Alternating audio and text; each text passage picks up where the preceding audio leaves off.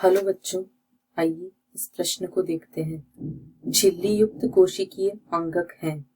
विकल्प ए केंद्रक, राइबोसोम और माइटोकॉन्ड्रिया। विकल्प बी गुणसूत्र, राइबोसोम और एंडोप्लाज्मिक रेटिकुलम। विकल्प सी एंडोप्लाज्मिक रेटिकुलम, राइबोसोम और केंद्रक। या विकल्प डी लाइसोसोम, गोल्जी उपकरण और माइटोकॉन्ड्रिया। इस प्रश्न की जो मुख्य अवधारणा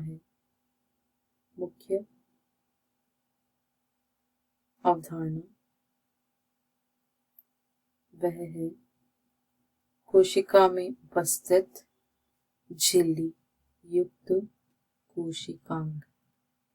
कोशिका में उपस्थित झिल्ली युक्त कोशिकांग। अगर झिल्ली युक्त कोशिकांगों को देखा जाए तो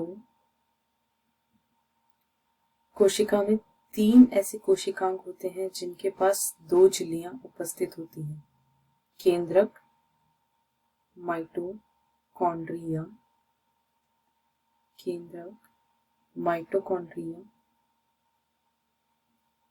तथा हरित लवक। केंद्रक, माइटोकॉन्ड्रिया और हरित लवक ये 3 ऐसे कोशिकांग हैं जिन पर दोहरी झिल्ली यानी कि 2 झिल्लियां पाई जाती हैं। इसके साथ ही लाइसोसोम,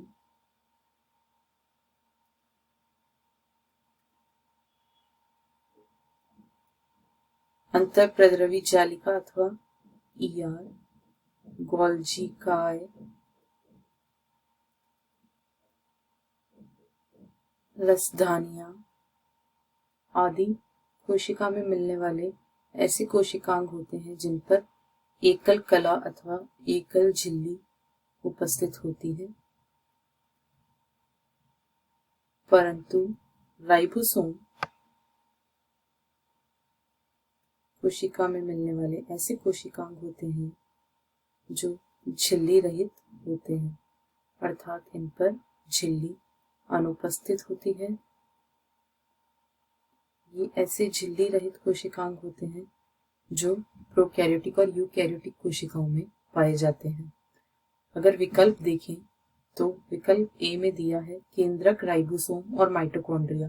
केंद्रक और माइटोकॉन्ड्रिया दोनों झिल्ली युक्त कोशिकांग है, परंतु राइबोसोम पर झिल्ली अनुपस्थित होती है।